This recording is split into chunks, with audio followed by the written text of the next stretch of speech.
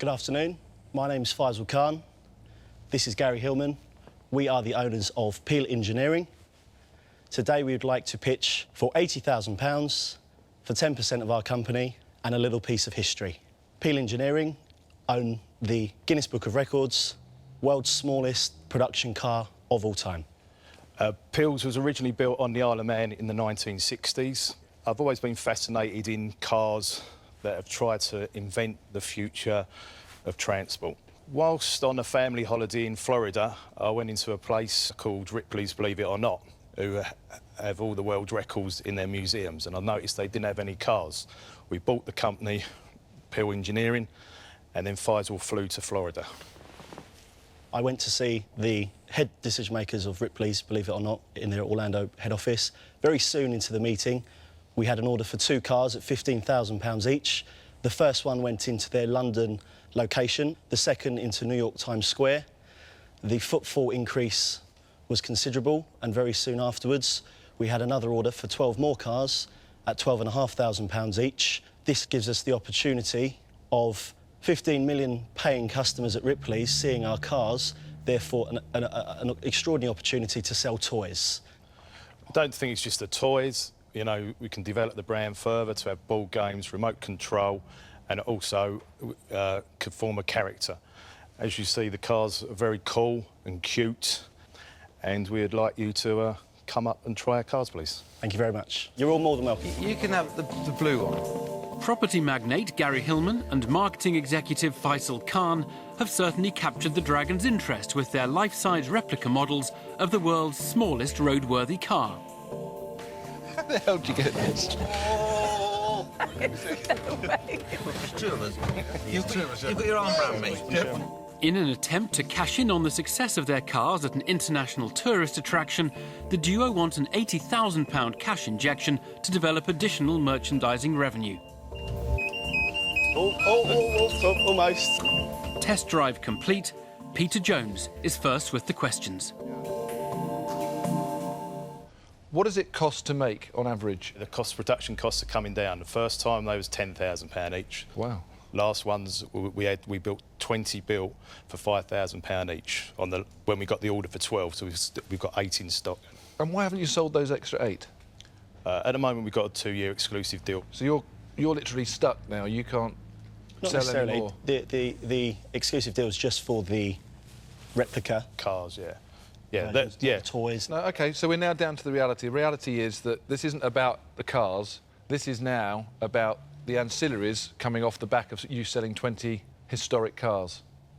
To start off with, yeah, and developing the brand further, yeah. So you want to create board games, remote controls, and you want to form a character. Character could be formed, yeah. Give me an idea of how you're going to do that. We're saying that the brand could be from Matchbox toys to remote control toys, a lot of variations. Tell me about the remote control. What's the remote control idea? Well, just a remote control car.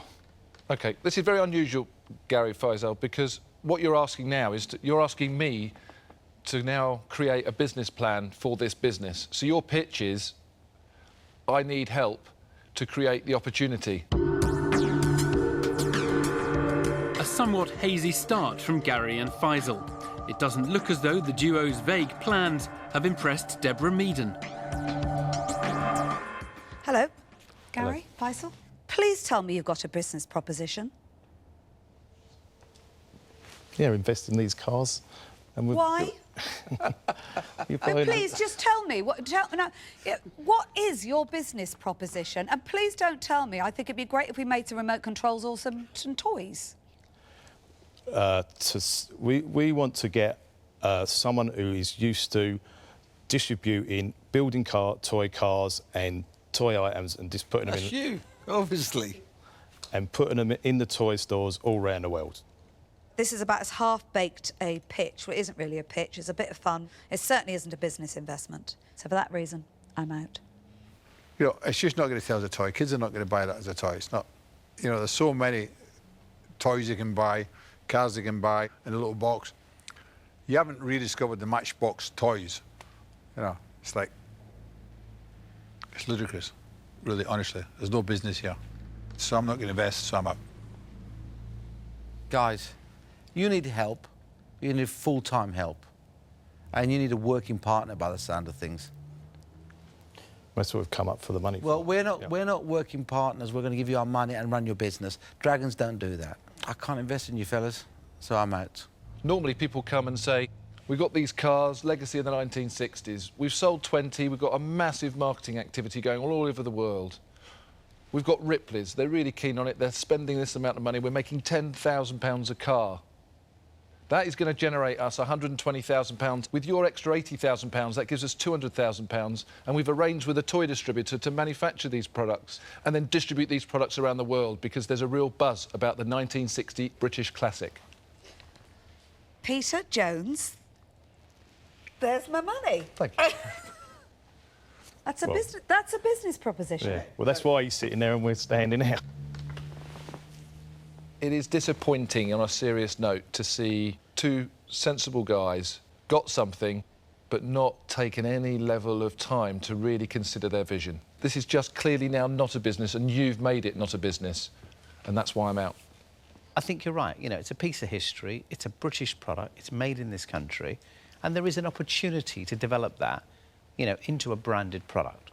I also understand that, you know, and you've been quite upfront. You say, we don't know, because maybe a dragon can help us establish the market, establish the opportunity. Tell me about this Ripley's contract. So far, they've bought how many? They've bought 14 in total so far. OK, and your instinct is, over the next 12 months, what's your gut feeling as to what you think they're going to buy? Another 12. And I say they've got 74 locations throughout the world, 15 million people visit it each year. So one kid out of 150 people going through the door, if they bought one of those cars, it'd be 100,000 cars, toy cars alone.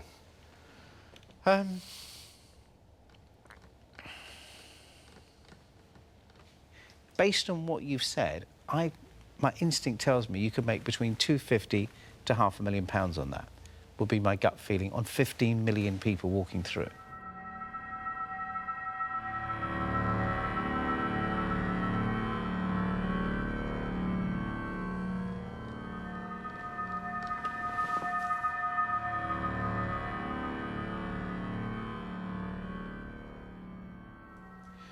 I'll tell you what I'm going to do, guys. I'm going to make you an offer. I'll offer you the £80,000, but I'd want 50%. And the reason why I'd want 50% is because I don't really know at this stage what the business is. Yeah. Can we have a moment? Sure.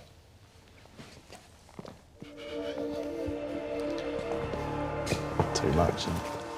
It's a dramatic about-turn in fortune for the duo, as James Caan spots money-making potential in the business. But it comes at a cost. The Dragons demanding half the company. Will this be too much for Gary and Faisal?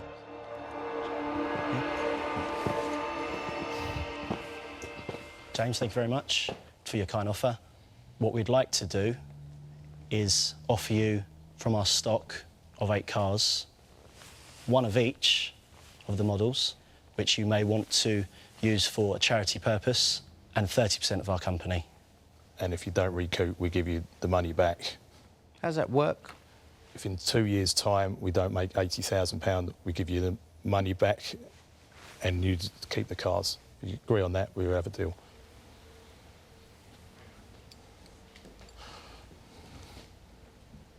Got yourself a deal, guys. Good. A novel piece of negotiation from Faisal and Gary, but a successful one. They've given away 3 times more equity than they wanted, but they now have an experienced dragon on board.